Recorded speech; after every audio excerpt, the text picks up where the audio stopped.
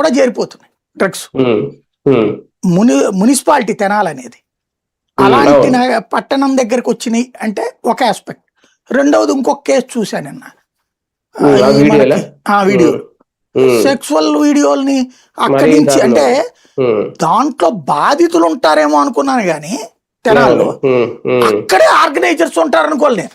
అదే కదా ఇలాంటి స్టేజీకి ఇళ్ల మధ్యలో అక్కడ ఏంటంటే మనకి సాధారణంగా నగరాలలోకి పట్టణాలకి పల్లెలకు ఒక తేడా ఉంటుంది.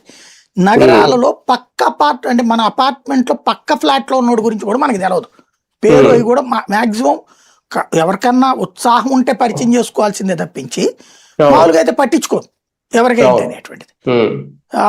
అలాగ ఉంటది అక్కడ నగర జీవనం.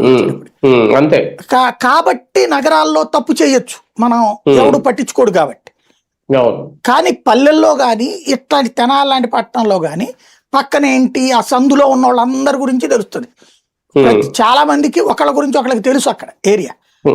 అట్లాంటి చోట్లకి కూడా ఇట్లా తీసుకొస్తున్నారంటే అదే కదా ఇప్పుడు రకంగా పట్టుబడింది అట్లాంటి కారణంగా, ఆ ఊళ్ళలో ఉండేటటువంటి ఇంటిమసీ కారణంగా పట్టుబడ్డారు, లేకపోతే పట్టుబడేవాళ్ళు కాదు. అంటే బట్ అక్కడ దాకా వ్యాప్తి చెందే ప్రయత్నం జరుగుతుంది.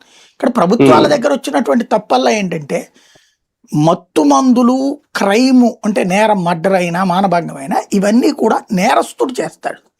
నేరస్తుని పట్టుకుంటారు పోలీసులు, శిక్షించడం న్యాయ వ్యవస్థ పని.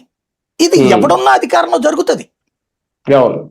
కావాలని నేరం చేసిన వాడిని కాపాడే ప్రయత్నం చేసినప్పుడు మాత్రమే సమస్య ఉంటుంది.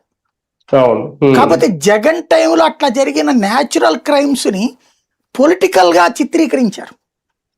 వాటన్నిటి జగనే డ్రగ్స్ అమ్మిస్తున్నాడు, జగనే గంజాయి అమ్మిస్తున్నాడు, జగనే వీటిని